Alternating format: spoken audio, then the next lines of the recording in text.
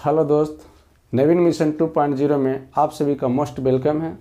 तो दोस्त कहता है कि किसी ने खूब कहा है, ठीक है, एक मोटिवेशनल बात है कि किसी ने खूब कहा है कि आसमान में मत ढूंढो अपनी सपनों को, आसमान में मत ढूंढो अपनी सपनों को, सपनों के लिए ज़मीन भी ज़रूरी है, सपनों के लिए ज़मीन भी ज़रूरी है। किसी ने खूब कहा है कि आसमान में मत ढूंढो अपनी सपनों को, सपनों के लिए ज़मीन भी ज़रूरी है। सब कुछ मिल जाए तो जीने का मज़ा ही क्या, सब कुछ मिल जाए तो जीने का मज़ा ही क्या, ज़िंदगी में एक ना एक कमी होना भी ज़रूरी है। तो चलते हैं इसी तरह से, अब क्वेश्चन की तरफ चलते हैं, ठीक है। क्वेश्चन करा है पहला क्वेश्चन है कि भारत में सबसे अधिक कॉफ़ी उत्पादन किस राज्य में होता है, ठीक है। पहला क्वेश्चन है कि भारत में सबसे अधिक कॉफ़ी उत्पादन किस राज्य में होता है, तो हम बता दें कर्नाटक राज्य में होता है, ठीक है। कहाँ होता है? कर्नाटक राज्य में होता है सबसे अधिक उत्पादन, ठीक है। सबसे अधिक उत्पादन किस राज्य में होता है, तो कर्नाटक राज्य में होता है। तो ध्यान से पॉइंट लिखिएगा, है ना। पॉइंट है कि अगर पूरे विश्व की बात कर ले, है ना, विश्व में सबसे अधिक कॉफ़ी जो उत्पादन होता है ब्राज़ील में होता है, ठीक है। विश्व में सबसे अधिक कॉफ़ी जो उत्पादन होता है वो ब्राज़ील में होता है। दूसरा पॉइंट की अगर हम बात कर लिया जाए तो कॉफ़ी का जो है रासायनिक नाम होता है कैफिया अरेबिक, कैफिया अरेबिक, ठीक है। कॉफ़ी का जो रासायनिक नाम होता है कैफिया अरेबिक। कॉफ़ी में एक रसायन पाया जाता है, ठीक है। कॉफ़ी में एक रसायन पाया जाता है कैफीन, कैफीन, ठीक है। कॉफ़ी में एक रसायन पाया जाता है। फिर देखिए लिख रहे हैं, ठीक है। पहला बात कर लेते हैं कि पहला क्या है कि कॉफ़ी विश्व में प्रथम देश जो है वो ब्राज़ील है, है ना, उत्पादन करने में, ठीक है। क्या करने में? उत्पादन करने में। दूसरा है जो कॉफ़ी का रासायनिक नाम जो है कैफीन, क्या है? कैफिया अरेबिक। दूसरा बात अगर कर लेते हैं, कॉफ़ी में एक रसायन पाया जाता है, उसका नाम पाया जाता है, उसका जो नाम है, ठीक है, कैफीन, ठीक है। उसका नाम क्या है? कैफीन पाया जाता है। अगला जो महाराष्ट्र ऑप्शन में है, तो ध्यान में रखिएगा, काली मिट्टी जो पाया जाता है प्रथम राज्य है, प्रथम जो काली मिट्टी सबसे अधिक जो पाया जाता है वो पहला पाया जाता है महाराष्ट्र में सबसे अधिक, ठीक है। कहाँ पाया जाता है? महाराष्ट्र में पाया जाता है। आपको अगर बता दें किस फसल के लिए काली मिट्टी सबसे अधिक उपयुक्त माना जाता है, तो ध्यान में रखिए किस फसल के लिए काली मिट्टी सबसे अधिक उपयोगी मानी जाती है, तो आपको हम बता दें वो होता है कपास, है ना। कपास की खेती के लिए काली मिट्टी जो है दोस्त सबसे अधिक उपयोगी मानी जाती है। दूसरा बात है कि काली मिट्टी का जो है दूसरा नाम है रेंगूर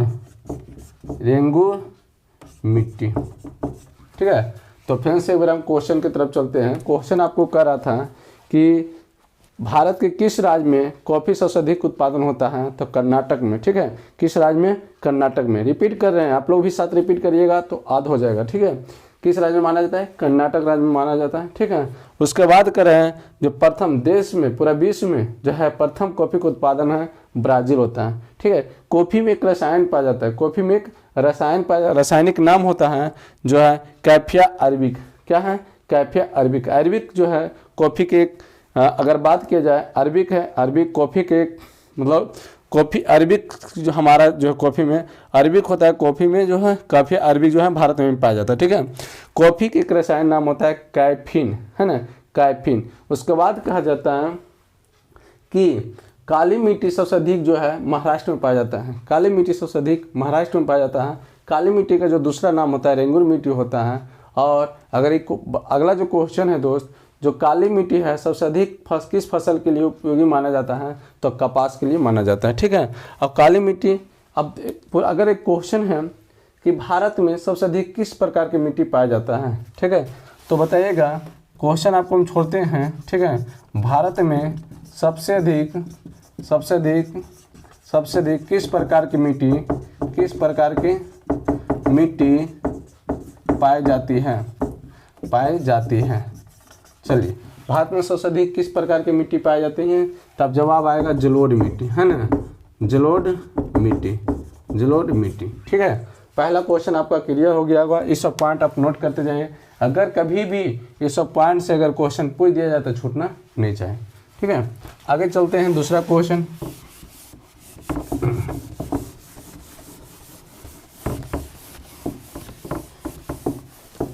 दूसरा क्वेश्चन है कि भारत में किस प्रकार के वन सबसे अधिक विद्यमान है ना। क्वेश्चन कर रहा है, देखिए कि निम्न किस प्रकार के वन भारत में सबसे अधिक विद्यमान है। तो जो वन पाया जाता है, ठीक है, भारत में सबसे अधिक जो वन पाया जाता है किस प्रकार के, तो उष्णकटिबंधीय शुष्क पतझड़, है ना, उष्णकटिबंधीय शुष्क पतझड़, है ना, याद रखिएगा, उष्णकटिबंधीय शुष्क पतझड़ पाए जाते हैं हमारा। अब आपको बता दें वन जो है ना, तो आपका क्लियर करें तो याद रखिएगा। अगला जो क्वेश्चन है, कहता है निम्नलिखित संविधान संशोधन में, है ना, निम्नलिखित संविधान संशोधन में दिल्ली कैपिटल क्षेत्र के अंतर्गत किस संशोधन में किया गया था, है ना। तो क्या गया था दोस्त, दिल्ली कैपिटल क्षेत्र के जो है संविधान संशोधन में, तो आपको हम बता दें 69, है ना, 69 संविधान संशोधन, कितना, 69 संविधान संशोधन, कितना किया गया था, 69 संविधान संशोधन, है ना, 69 संविधान संशोधन। तो आपको हम बता दें, क्वेश्चन लिख लीजिएगा, है ना, 69वें संविधान संशोधन, है ना, 69वें संविधान संशोधन जो हुआ था दोस्त, ठीक है, क्या मैं बोल रहे हैं, 69वें संविधान संशोधन जो आपका हुआ था 1991 ईस्वी में हुआ था। ठीक है, अगला क्वेश्चन है 69 के बाद आइए 70, है ना, 70वें संविधान संशोधन, ध्यान में रखिएगा, 70वें संविधान संशोधन, ये जो है 70वें संविधान संशोधन आपको 1992 में हुआ था। कितना में हुआ था, 1992 ईस्वी में हुआ था। ठीक है, 70वें संविधान संशोधन जो है 1992 ईस्वी में हुआ था। इसके अंतर्गत ध्यान में रहे, हम बार बार बोल रहे हैं कि 70वें संविधान संशोधन जो है 1992 में होता है। इसके अंतर्गत, है ना, इसके अंतर्गत मतलब इसके द्वारा, है ना, इसके द्वारा दिल्ली और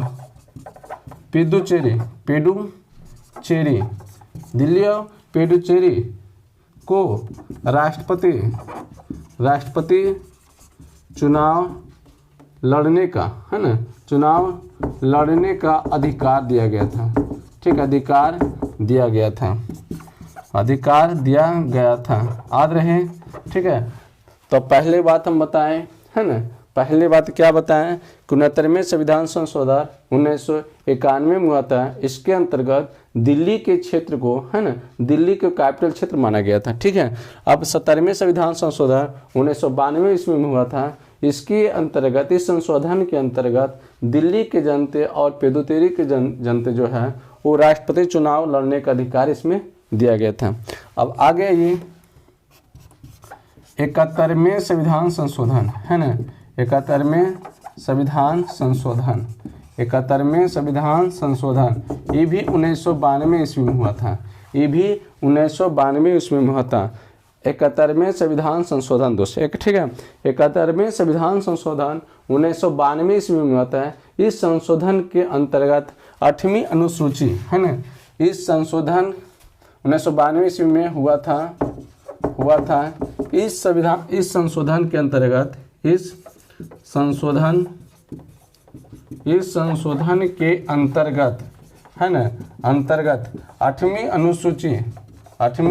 अनुसूची में, है ना, 8वीं अनुसूची में भाषा को, है ना, 8वीं अनुसूची में भाषा को, ठीक है, भाषा को अनुसूची में करते हुए भाषा में 3 शब्द जोड़े गए थे, है ना, 8वीं अनुसूची को संशोधन करते हैं, 8वीं अनुसूची को, है ना, 8वीं अनुसूची को संशोधन करते, है ना, संशोधन करते 3 भाषा जोड़ा गया था, 3 भाषा जोड़ा गया था, है ना, जोड़ा गया था। तीनों भाषा क्या था? पहला कोकनी, ठीक है, कोकनी, नेपाली, दूसरा है मणिपुरी, ठीक है। ये 3 भाषा को जोड़ा गया था, याद रहे। फिर अगला समझिए, अगला का हम बात कर लेते हैं, ठीक है। 61वें संविधान संशोधन, 61वें संविधान संशोधन 1989 ईस्वी में हुआ था, ठीक है। 61वें संविधान संशोधन जो है 1989 ईस्वी में हुआ था, ठीक है। इस संशोधन के अंतर्गत जो मतदान है, मतदान की जो आयु होता है, ठीक है, मतदान की जो आयु होता है 21 वर्ष से घटाकर 18 वर्ष कर दिया गया था। याद रखिएगा, ठीक है। इसको हम मिटाते हैं थोड़ा सा।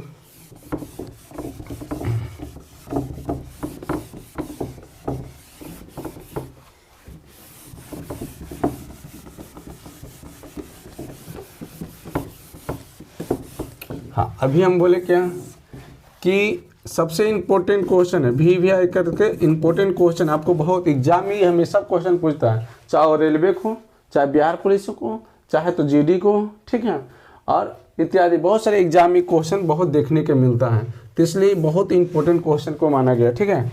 61वें संविधान संशोधन, 61वें संविधान संशोधन 1989 ईस्वी में हुआ था। इसके अंतर्गत, है ना, इसके अंतर्गत मतदान की आयु 21 वर्ष से घटाकर 18 वर्ष कर दिया गया था, 18 वर्ष कर दिया गया था, है ना। ध्यान में रहे, क्लियर हो गया होगा क्वेश्चन को, ठीक है। तो फिर से एक बार क्वेश्चन को हम रिपीट कर देते हैं, इसलिए रिपीट करें कि आप लोग को याद रहे। पहला क्वेश्चन कर रहा है कि किन संविधान संशोधन के अंतर्गत, है ना, किस संविधान संशोधन के अंतर्गत जो है दिल्ली क्षेत्र को कैपिटल क्षेत्र, मतलब दिल्ली कैपिटल क्षेत्र को क्षेत्र में बनाया गया था। 69वें संविधान संशोधन, 69वें संविधान संशोधन जो है 1911 में हुआ था। उसके बाद 70, है ना, 70वें संविधान संशोधन 1992 ईस्वी में हुआ था, ठीक है, 1992 से। इस संशोधन के अंतर्गत दिल्ली का जनता और पुडुचेरी की जनता राष्ट्रपति चुनाव लड़ने के लिए अधिकार मिल गया था। अब आइए उसके बाद आते हैं 70 हो गए 71वें संविधान संशोधन। 71वें संविधान संशोधन की बात कर लिया जाए तो 71वें संविधान संशोधन में, ठीक है, 71वें संविधान संशोधन 1992 ईस्वी में था। इस संशोधन के अंतर्गत 8वीं अनुसूची, भाषा के 8वीं अनुसूची को संशोधन करते हुए, ठीक है, इसमें 3 भाषा को जोड़ दिया गया था, ठीक है। क्वेश्चन पूछे कि किस अनुसूची के अंतर्गत, है ना, या किस संविधान संशोधन के अंतर्गत 8वीं सूची के अंतर्गत में संशोधन करते हुए 3 भाषा को जोड़ा गया था, मणिपुरी, कोंकणी और नेपाली। क्लियर? तो कौन सा हो जाएगा? आपको कितना बोले 71 में, ठीक है। उसके बाद आते हैं 61 में। तो 61वें संविधान संशोधन 1989 में हुआ था, है ना। इस संविधान संशोधन के अंतर्गत जो मतदान की आयु होता है 21 वर्ष से घटाकर 18 वर्ष कर दिया गया था। क्लियर? अब यहाँ से इम्पोर्टेंट छूटना नहीं चाहिए, ठीक है। अगला जो क्वेश्चन है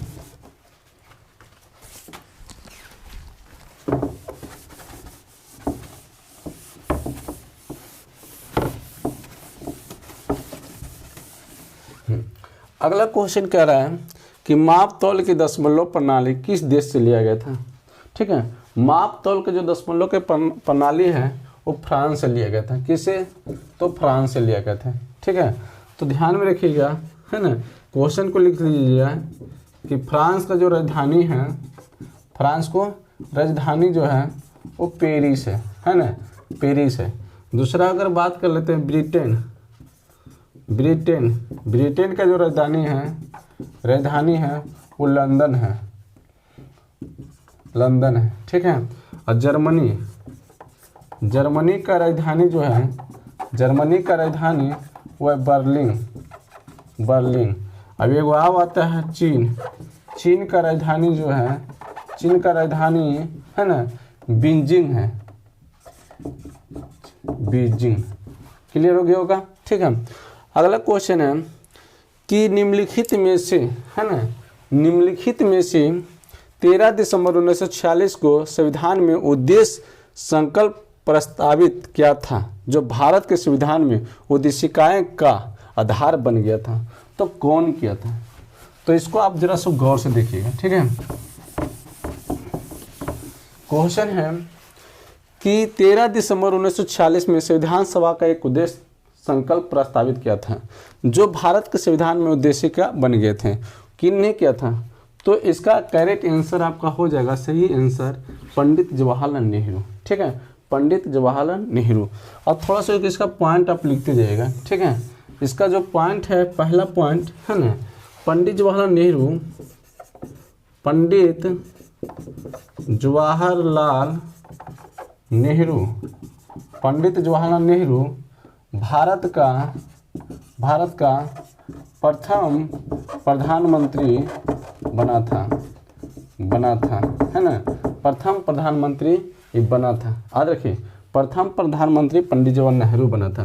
दूसरा अगर हम बात कर लेते हैं, ठीक है, दूसरा अगर हम बात कर लेते हैं तो जो प्रथम प्रधानमंत्री जो बना था उस समय जो, आप एक बात याद थोड़ा सा क्लियर कर देते हैं।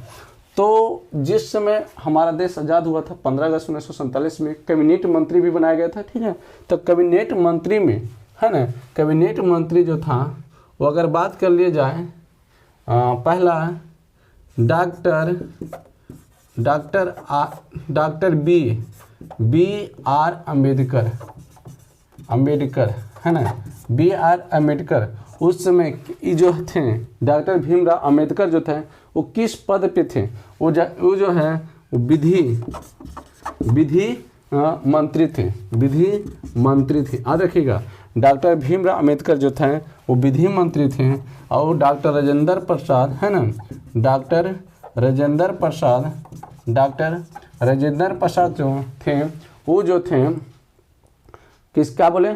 डॉक्टर राजेंद्र प्रसाद, है ना, डॉक्टर राजेंद्र प्रसाद जो थे ये आपका, हाँ, संविधान सभा का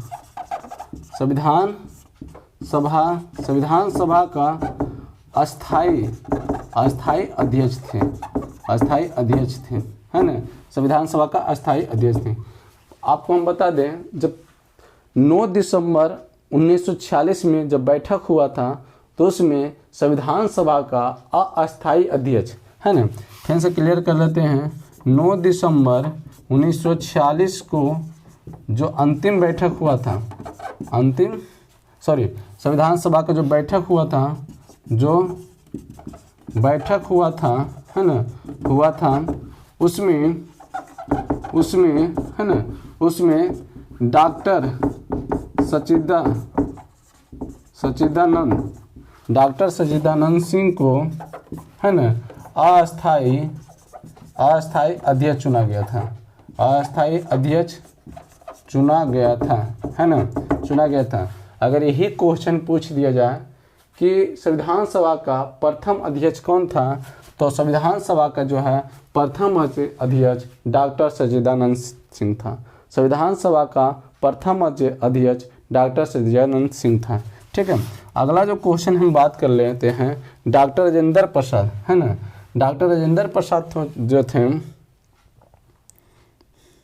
चलिए, डॉक्टर राजेंद्र प्रसाद संविधान सभा का अस्थायी अध्यक्ष के रूप में चुना गया था। बाद में सबसे पहले डॉक्टर सच्चिदानंद सिंह को अस्थायी अध्यक्ष चुना, उसके बाद 2 दिन के बाद हैं तो संविधान सभा के जो अस्थायी अध्यक्ष हैं डॉक्टर राजेंद्र प्रसाद हैं। क्लियर हो गया। अब देखिए, एक आता है गृह मंत्री। उस समय जो थे गृह मंत्री थे, गृह मंत्री सरदार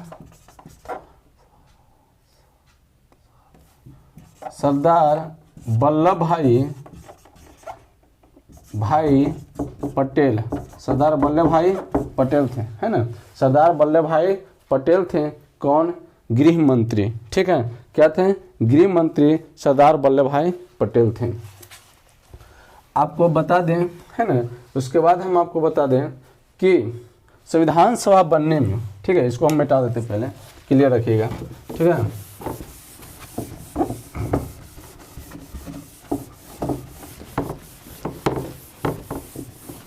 एक यहाँ से क्वेश्चन बहुत इंपॉर्टेंट है ना, बहुत एक एग्जाम में पूछा जाता है कि संविधान सभा बनने में 2 वर्ष 11 महीना 18 दिन लगा था। 2 वर्ष 11 महीना 18 दिन लगा था। सबसे इम्पोर्टेंट क्वेश्चन है ना, सबसे इम्पोर्टेंट क्वेश्चन है कि संविधान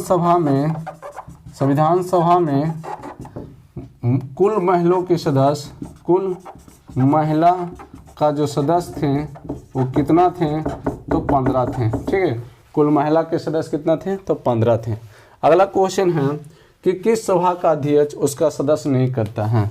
तो ध्यान में रहे क्वेश्चन नंबर 6 जो है, किस सभा का अध्यक्ष जो है सदस्य नहीं चुनता है। तो इसका जो आंसर हो जाएगा राज्यसभा। क्या हो जाएगा, राज्यसभा। याद रखिएगा, राज्यसभा का जो है अध्यक्ष होता है वो उसका सदस्य नहीं चुनता है, ठीक है। राज्यसभा के जो अध्यक्ष होते हैं उसका सदस्य नहीं, मतलब उसका सदस्य जो है नहीं चुनता, और डायरेक्ट जो है, तभी हम आपको बता दें राज्यसभा जो है, राज्यसभा का कार्यकाल जो है, कार्यकाल 6 वर्ष के होता है, लेकिन अधिकतर का जो है कार्यकाल 5 वर्ष के होता है। जैसे मुख्यमंत्री का कार्यकाल, मुखिया के कार्यकाल, ठीक है, इत्यादि, इस सभी के कार्यकाल 5 वर्ष के होता है। और दूसरा बात है लोकसभा, है ना, लोकसभा का जो कार्यकाल है, लोकसभा का जो कार्यकाल है वो 5 वर्ष के होता है। तो ध्यान में रहिए, राज्यसभा का जो है, राज्यसभा का, है ना, राज्यसभा का जो है, अब राज्यसभा का वर्तमान अध्यक्ष जो है, अध्यक्ष अभी है जगदीप धनखड़, जो कि अभी भारत का उपराष्ट्रपति है ना, उपराष्ट्रपति है। क्लियर हो गया, यहाँ तक क्लियर है। दूसरा बात है विधानसभा। अगला क्वेश्चन है कि निम्नलिखित में कौन सा संस्था विदेशी वाणिज्यिक उधारी का नियंत्रित करता है, ठीक है। अगला क्वेश्चन, छठा क्वेश्चन को जरा देखिएगा, ठीक है।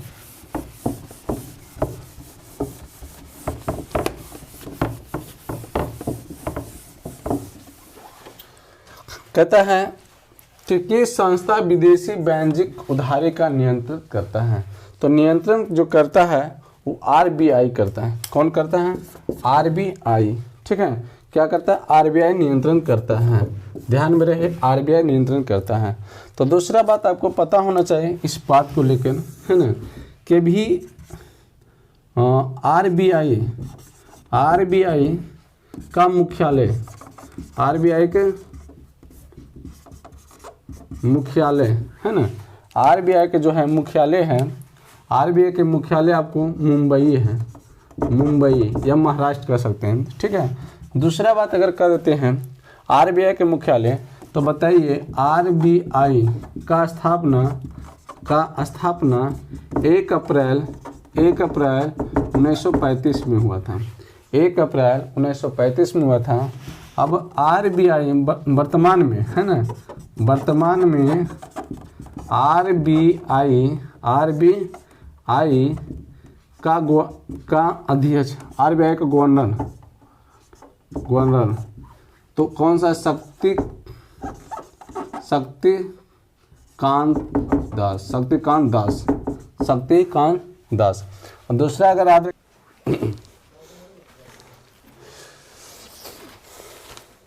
दोस्त, आप उस काम को कोई नहीं कर सकता, आप उस काम में कोई नहीं हो सकता जिसके आप सबसे ज़्यादा समय देते हैं। सफलता केवल समय ही मांगता है, ठीक है। तो क्वेश्चन है कि कच्चे आम सिकुड़ जाते हैं जब लवण अम्ल को उसका अचार बनाया जाता है, किसके कारण होता है, तो परासरण के कारण होता है, ठीक है। किसके कारण होता है, परासरण के कारण होता है, ठीक है। अगला है हाइड्रोजन क्या है। देखिए इसका पॉइंट लिखिएगा, हाइड्रोजन क्या है ना। हाइड्रोजन एक तत्व है। पहला पॉइंट, हाइड्रोजन एक तत्व है। हाइड्रोजन सबसे हल्का है। हाइड्रोजन सबसे हल्का है। ठीक है। अगला है हाइड्रोजन का 3 समस्थानिक है। 3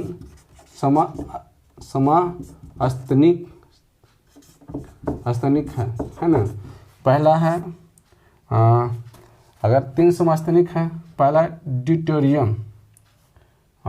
3 समस्थानिक है तो होता है ड्यूटेरियम, ड्यूटेरियम और टाइटेनियम।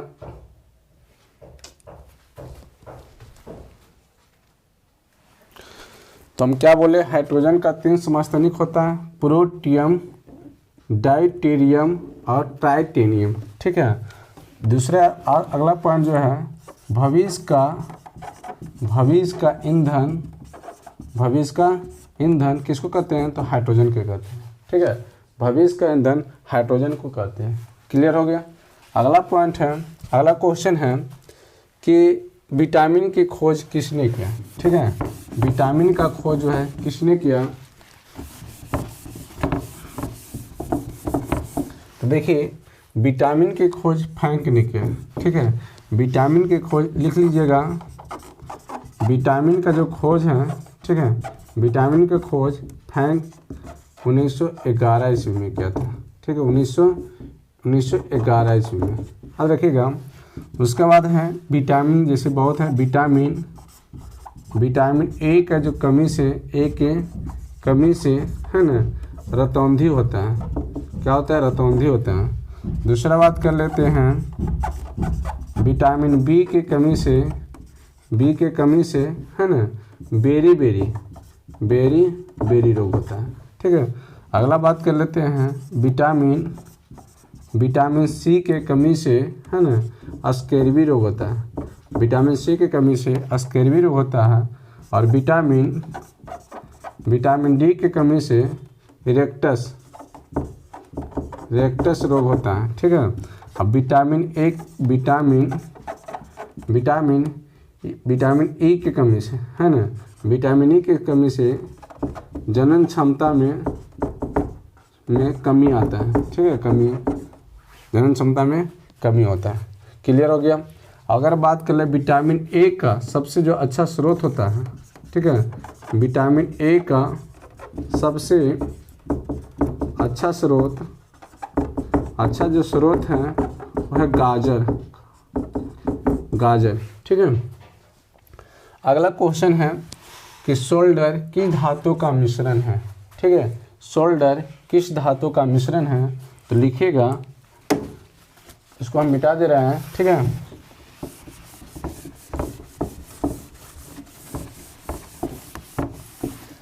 सोल्डर जो है ना, सोल्डर की अगर बात कर लें, सोल्डर लिखा है। सोल्डर जो है एक मिश्र धातु है। ठीक है। क्या है, मिश्र धातु है।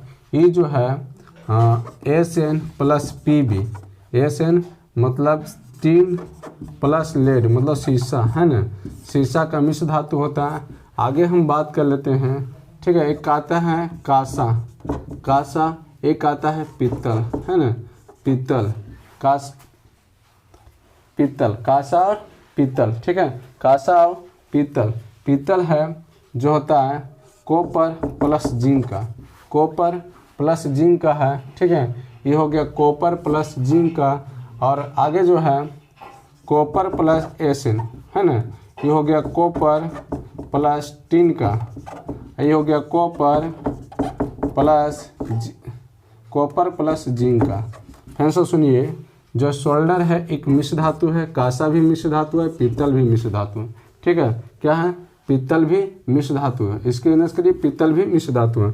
सोल्डर जो है टिन और लेड का मिश्र धातु है। कांसा जो है कॉपर और टिन का मिश्र धातु है। पीतल जो है कॉपर और जिंक का मिश्र धातु है। ठीक है। अगला क्वेश्चन है, भीड़ का तितर बितर करने में पुलिस द्वारा इस्तेमाल किए जाने वाली आसुक गैस कौन सा होता है, तो क्लोरीन होता है। ठीक है। भीड़ का जो पुलिस आंसू गैस जो छोड़ता है तो एक क्लोरीन गैस होता है। ठीक है। कौन सी गैस होता है, तो क्लोरीन गैस होता है। आपको हम बता दें अभी हाइड्रोजन की बात कर लेते हैं। तो भविष्य का ईंधन हाइड्रोजन को कहते हैं, ठीक है। भविष्य का ईंधन हाइड्रोजन को कहते हैं।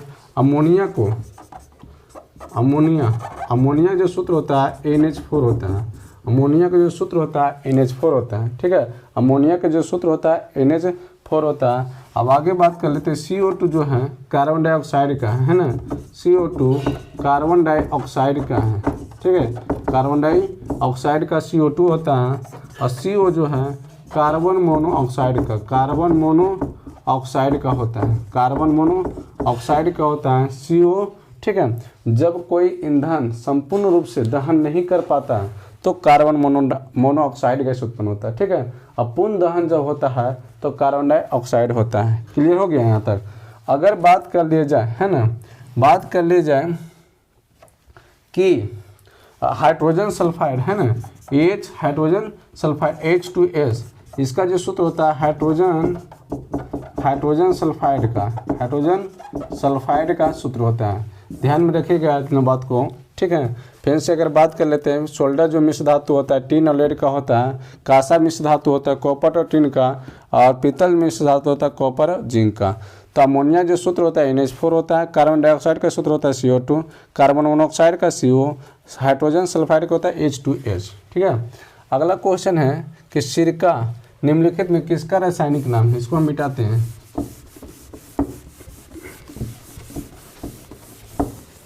कहता है सिरका, है ना, सिरका जो है किसका रासायनिक नाम है। तो एसिटिक अम्ल का, याद रखिएगा, एसिटिक अम्ल का। तो पॉइंट नोट कर लीजिएगा, है ना, पॉइंट नोट कीजिएगा कि एसिटिक अम्ल, है ना, एसिटिक अम्ल किस में पाया। एसिटिक अम्ल सबसे पहले सिरका, अगर बोले कि सिरका में कौन सी अम्ल पाया जाता है, ठीक है, सिरका में कौन सा अम्ल पाया जाता है, तो सिरका में जो है एसिटिक अम्ल पाया जाता है। क्लियर हो गया। सिरका में एसिटिक अम्ल पाया जाता है। उसके बाद अगर बोला जाए, इसका जो सूत्र होता है CH3COOH होता है, ठीक है। एसिटिक अम्ल का जो सूत्र होता है CH3COOH होता है।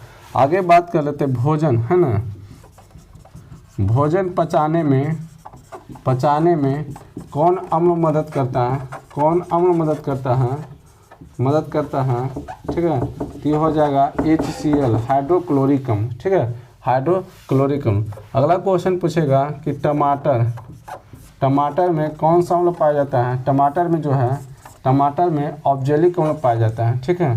टमाटर की अगर बात कर लेते हैं, ऑक्जेलिक अम्ल पाया जाता है। टमाटर में ऑक्जेलिक अम्ल पाया जाता है। वही सेब में, ठीक है, सेब में अगर पाया जाता है मौलिक अम्ल, ठीक है, क्या पाया जाता है, मौलिक अम्ल। सेब में मौलिक अम्ल पाया जाता है, ठीक है। अगर बोले नींबू के रस में, ठीक है, नींबू का रस में साइट्रिक अम्ल, ठीक है, साइट्रिक अम्ल पाया जाता है।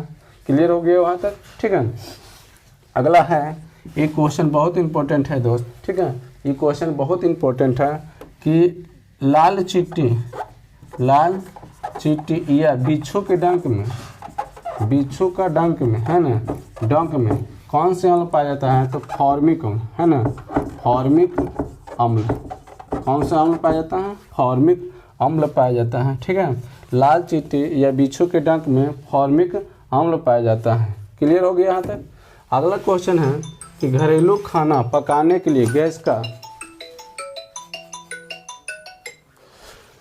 कहता है घरेलू खाना पकाने के लिए, ठीक है, घरेलू खाना पकाने के लिए कौन सी गैसों का मतलब घरेलू खाना पकाने में से प्राय कौन से गैस होते हैं। तो ध्यान में रखिए, आप घरेलू खाना जब पकाते हैं उसमें LPG गैस होता है ना।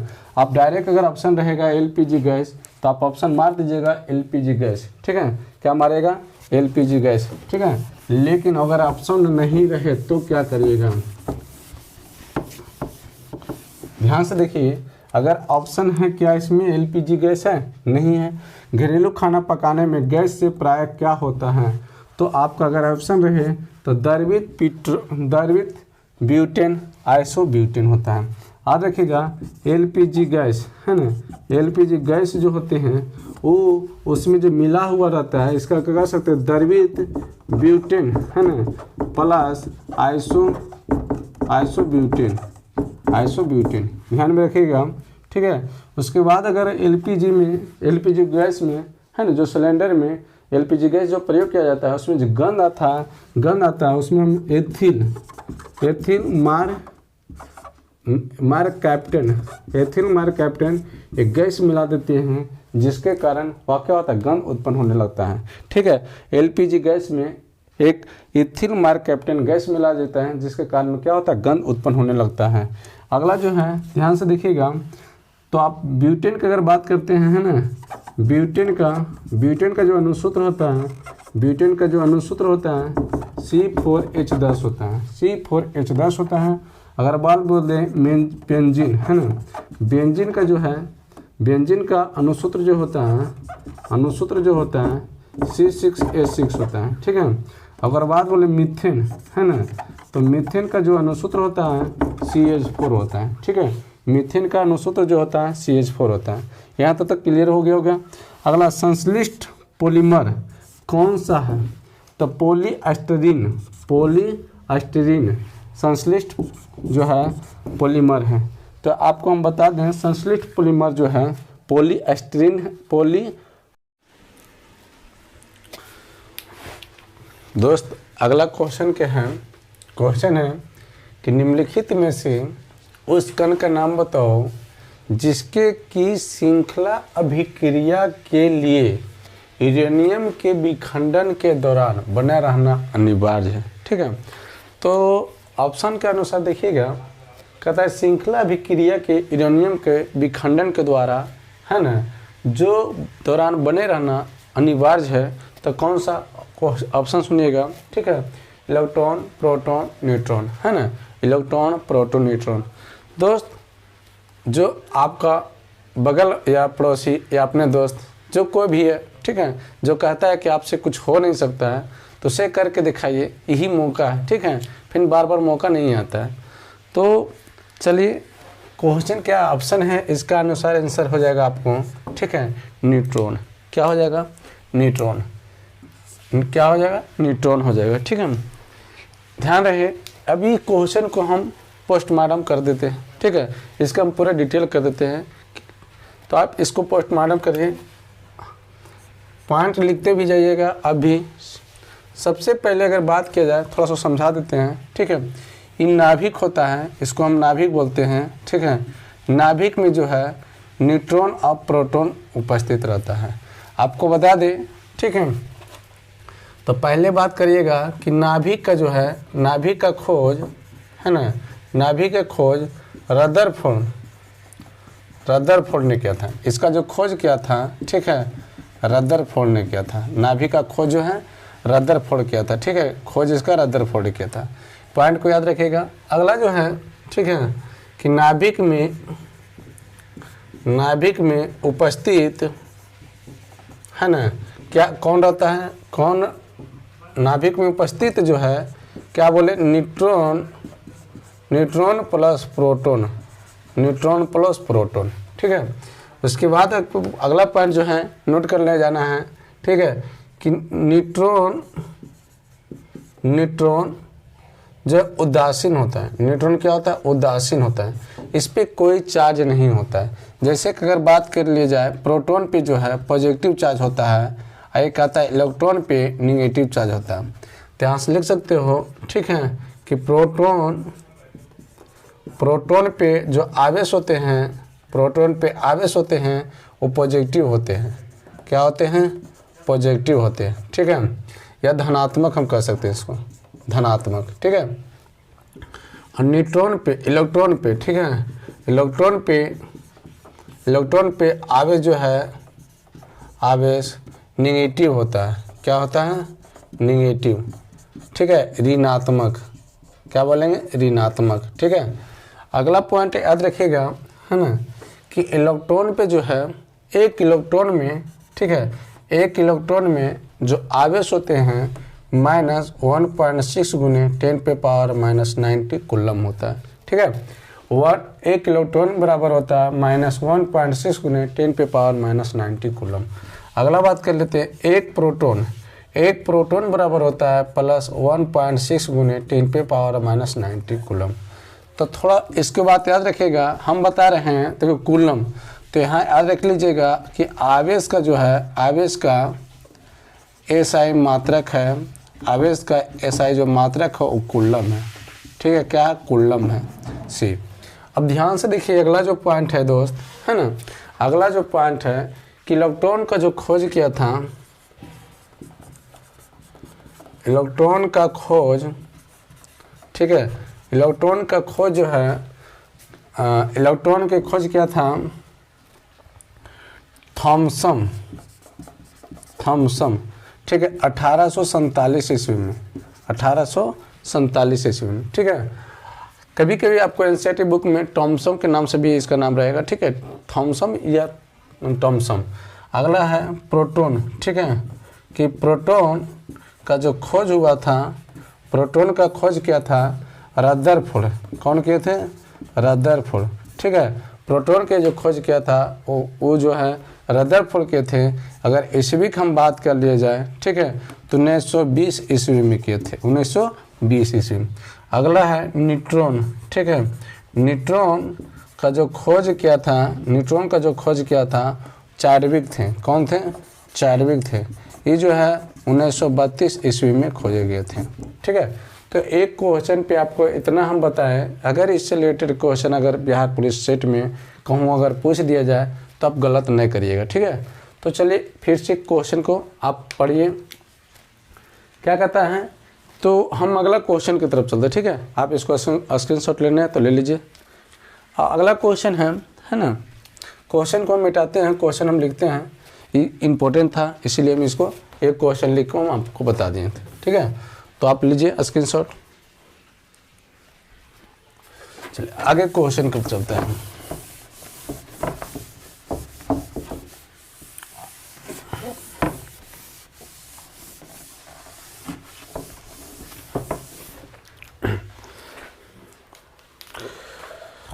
देखिए क्वेश्चन कर रहा था, है ना, क्वेश्चन कम देख लेते हैं।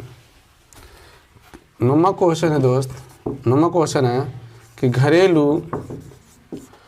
घरेलू खाना पकाने में कौन सा गैस का प्रयोग करते हैं। ठीक है, 10वां क्वेश्चन होगा। ठीक है, 10वां क्वेश्चन है संश्लिष्ट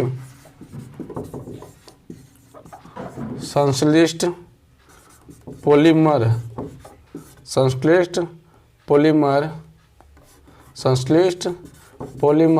ठीक है, पॉलीमर कौन है। 11वां क्वेश्चन की अगर बात कर लिया जाए, जब मानव हृदय में बाएं निलय का संकुचन होता है तो रक्त किस तरफ जाता है, किस तरफ जाता है। ठीक है, चलिए यहाँ अब ध्यान से देखना। क्वेश्चन करा कि घरेलू खाना बनाने में, है ना, हम यहाँ से पॉइंट आपको इसलिए हम ऐसे किए कि क्वेश्चन लिखे थे, घरेलू खाना बनाने में कौन सी गैस का प्रयोग होता है। आप ऑप्शन देखिएगा, लिखल होगा कि तो LPG, तो आप ऑप्शन मारिएगा LPG। ठीक है, आपको बता दें कि LPG का जो पूरा नाम होता है द्रवीत पेट्रोलियम गैस। ये जो गैस होते हैं, ठीक है, वो गैस, अगर गैस की बात कर दिया जाए तो द्रवीत ब्यूटेन और आइसोब्यूटेन। अगर ऑप्शन ई नहीं हो तो ये ऑप्शन होगा, तो आप इसको ऑप्शन मार दीजिएगा। आपको हम बता दें कि अगर ब्यूटेन की बात बोले जाए, ठीक है, तो इसका आंसर जो आएगा LPG गैस, है ना, LPG गैस। ठीक है, या रहे ये ऑप्शन के अनुसार ये आपको ई भी है। ठीक है, तो ब्यूटेन का जो सूत्र होता है C4H10 होता है। ठीक है, C4H10 होता है। ध्यान से देखिए, क्वेश्चन है संश्लिष्ट पॉलीमर कौन सा है ना। संश्लिष्ट पॉलीमर जो है आपको अगर बता दी जाए तो संश्लिष्ट पॉलीमर के जो आंसर हो जाएगा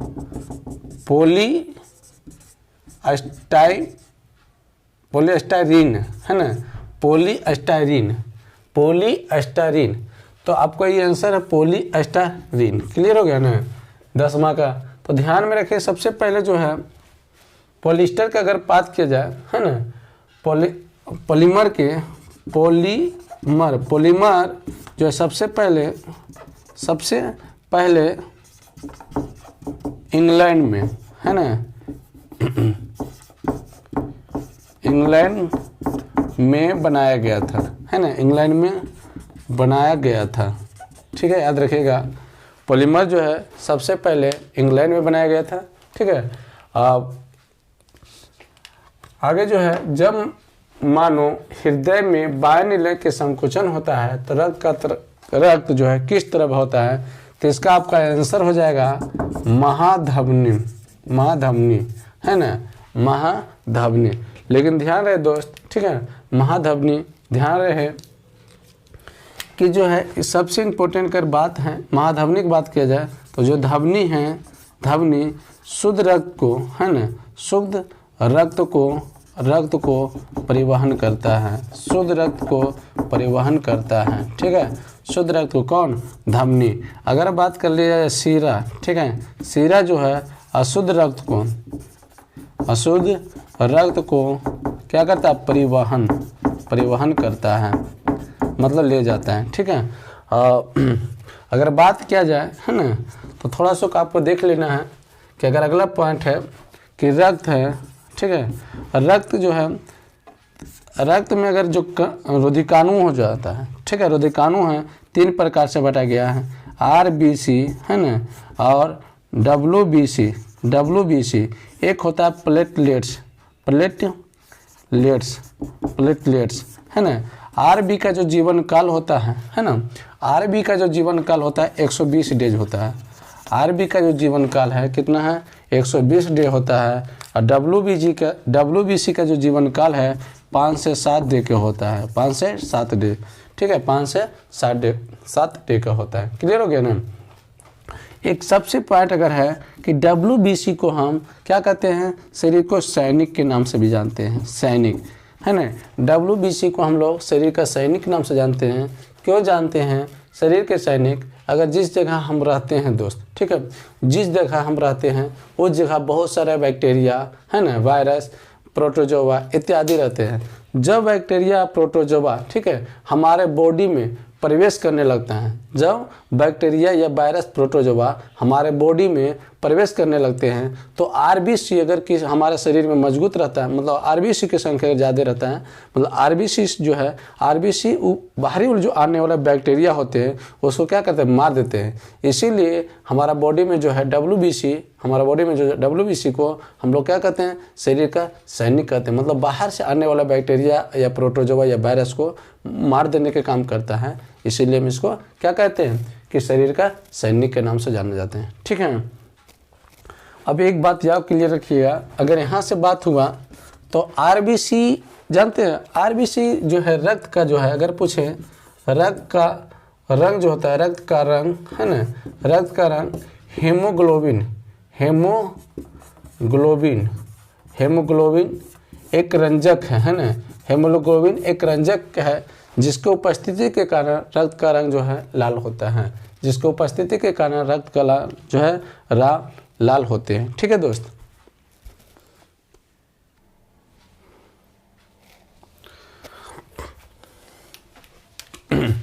तो क्वेश्चन है नेक्स्ट दोस्त। ठीक है, क्वेश्चन करा है कि परागण के दौरान परागकणों को ग्रहण करने वाले पुष्पीय भाग को क्या कहते हैं, है ना, तो हक बिंदु कहते हैं। ठीक है, हक बिंदु कहते हैं, ध्यान में रखिएगा, हक बिंदु कहते हैं। ठीक है, अगला कहता है किसी एथलीट को तत्क्षणिक ऊर्जा के लिए निम्नलिखित में क्या देना चाहिए। कोई व्यक्ति अगर तत्क्षणिक मतलब एथलीट कोई दौड़ता है ना, तो उसके तुरंत एनर्जी आने के लिए हम क्या चीज़ देना चाहते हैं, क्या देना चाहिए, तो कार्बोहाइड्रेट, है ना, क्या देना चाहिए, कार्बोहाइड्रेट। ठीक है, क्या देना चाहिए, कार्बोहाइड्रेट। अब इसका पॉइंट आप लिखेगा कार्बोहाइड्रेट का, ठीक है, क्या है, कार्बोहाइड्रेट के पॉइंट। ध्यान से देखिएगा, सबसे बात अगर बताया जाए, ठीक है, कार्बोहाइड्रेट जो है मुख्यतः किस में पाया जाता है, कार्बोहाइड्रेट रोटी में, है ना, रोटी में, ठीक है, कार्बोहाइड्रेट पाया जाता है, ठीक है, पाया जाता है। उसके बाद अगर बात कर लेते हैं वसा, चावल में, वसा जो है चावल में पाया जाता है वसा। ध्यान से देखिएगा, अगर विटामिन के बात कर ले, है ना, तो विटामिन जो है, अगर विटामिन की हम बात करते हैं तो विटामिन हरे सब्जियां जितना भी आप खाते होते हैं सब में विटामिन पाया जाता है। तो अगर बात कर लिया जाए, है ना, कि विटामिन का जो खोज है, विटामिन का जो खोज क्या था, फ्रैंक ने किया था 1911 ईस्वी में, ठीक है, 1911 ईस्वी में। क्लियर हो गया ना। अभी क्वेश्चन को क्लियर। अब अगला क्वेश्चन है कि कौन सा विषाणु मानव का संक्रमक है ना, तो H5N क्या, सॉरी यहाँ लिखा हुआ H, है ना, N5H1, है ना, ओहो चल क्वेश्चन को देखिएगा गौर से, है ना, N5H1। अगला जो ऑप्शन दे रहे हैं, है ना, कि H5N1, है ना। देखिएगा तो सबसे पहले पॉइंट को लिखिए, इसका जो है H5N1 को हम लोग इसको कहते हैं वर्ल्ड फ्लू, है ना। इसको हम क्या कहते हैं कि वर्ल्ड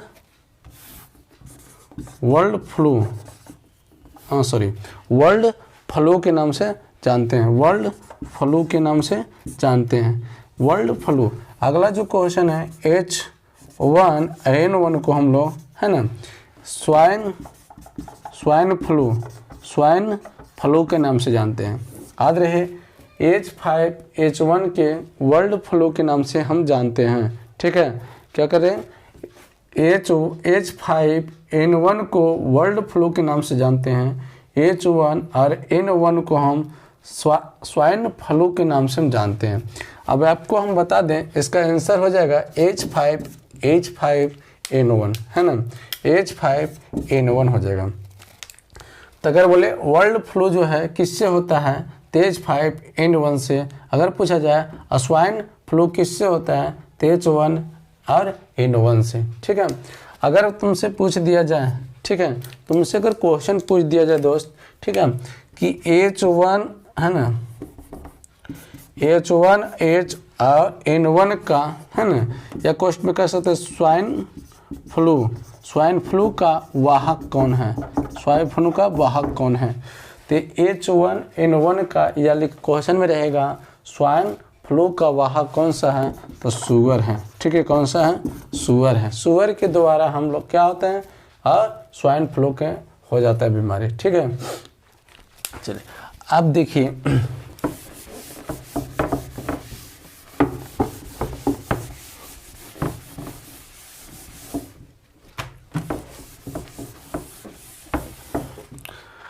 नेक्स्ट क्वेश्चन है कि खाद्य पदार्थों का परीक्षण करने के लिए किसका प्रयोग किया जाता है। तो दोस्त, खाद्य पदार्थों का परीक्षण करने के लिए जो है आप किया जाता है सोडियम बेंजोइट का किया जाता है, ठीक है। सोडियम बेंजोइट का किया जाता है खाद्य पदार्थों का परीक्षण करने के लिए, ठीक है। तो क्वेश्चन याद रखिएगा कि खाद्य पदार्थों का परीक्षण करने के लिए किसका प्रयोग किया जाता है, तो सोडियम बेंजोइट का, है ना। अब थोड़ा सा पॉइंट लिखते भी जाइएगा। सबसे पहले क्वेश्चन है, देखिए, कास्टिक सोडा, है ना। इसको कास्टिक सोडा के हम, कास्टिक सोडा जो है सबसे पहले याद रखिएगा, ठीक है। कास्टिक सोडा के जो है रासायनिक जो सूत्र होता है NaOH, है ना, NaOH। कास्टिक सोडा का जो रासायनिक सूत्र होता है NaOH। इसका रासायनिक नाम, है ना, इसका क्या कर रहे हैं हम कि रासायनिक नाम, अगर रासायनिक नाम तुमसे पूछ दिया जाए कि रासायनिक नाम क्या है, देखिए कास्टिक सोडा जो है ना मार्केटिंग नाम है ना। कास्टिक सोडा को हम प्रचलित नाम कर सकते हैं। आप मार्केट में जाइएगा कास्टिक सोडा बोलिएगा तो चले दे देगा, ठीक है। लेकिन इसका रासायनिक नाम पूछे आपसे तो क्या होगा, तो sodium hydro sodium hydro oxide होगा, है ना, सोडियम हाइड्रो ऑक्साइड होगा किसका, NaOH का। ठीक है, अगला है, ध्यान से देखिएगा, अगला क्वेश्चन कर रहा है कि सोडियम क्लोराइड है ना, कि सोडियम क्लोराइड का जो है रासायनिक नाम, रासायनिक सूत्र जो होता है NaCl, है ना। सोडियम क्लोराइड का रासायनिक सूत्र होता है NaCl, इसका रासायनिक नाम है सोडियम क्लोराइड। इसका जो प्रचलित नाम है ना, प्रचलित नाम जो है वो नमक के नाम से जानते हैं, है ना, प्रचलित नाम इसका नमक है। आगे बात कर लिया जाए सोडियम बाइकार्बोनेट, ऑप्शन देखिएगा, सोडियम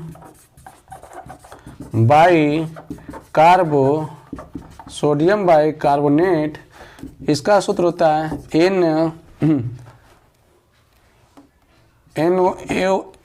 NaOHCO3, ठीक है, 10H2O, सोडियम बाइकार्बोनेट, है ना। सोडियम बाइकार्बोनेट का जो सूत्र होता है, ठीक है, सोडियम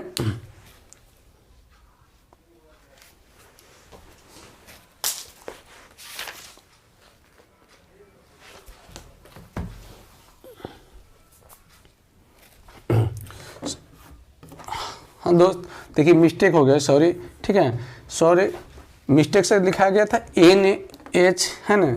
इसका जो होता है क्या होता है कि NaHCO3, ठीक है, NaHCO3 और 10H2O किसका, सोडियम बाइकार्बोनेट के। अब बताए सोडियम बाइकार्बोनेट का जो है वो प्रचलित नाम, है ना, प्रचलित नाम होता है खाने वाला सोडा, है ना, खाने वाला सोडा। याद रखिएगा सोडियम बाइकार्बोनेट का जो है उसमें H लग जाएगा। जैसे ध्यान रखेगा कि खाने वाला सोडा पूछे तो उसका रासायनिक नाम होता है सोडियम बाइकार्बोनेट, तो जैसी बाय लगेगा H लगा देना, NaHCO3 10H2O, ठीक है। लेकिन तुमसे क्वेश्चन पूछ दिया जाए कि बताओ, है ना, कि धोवन सोडा का रासायनिक सूत्र क्या होता है, तो धोवन सोडा होता है Na2CO3 10H2O, है ना, Na2CO3 10H2 होता है किसका, धोवन सोडा का, है ना। धोवन सोडा होता है Na2CO3 10H2O। लेकिन देखिए इसका जो है वो क्या है, प्रचलित नाम है, इसका प्रचलित नाम है। लेकिन पूछे कि बताओ रासायनिक नाम क्या है, रासायनिक नाम, तो आप लोग क्या जवाब दीजिएगा, सोडियम कार्बोनेट, है ना, सोडियम कार्बोनेट। क्लियर हो गया ना। एक देखिए क्वेश्चन है, इसको हम मिटाते हैं। अब ध्यान से देखना, थोड़ा सा क्या हम डीपली कर देते हैं कि अगर क्वेश्चन इससे पूछे तो आप एक बताइए सबसे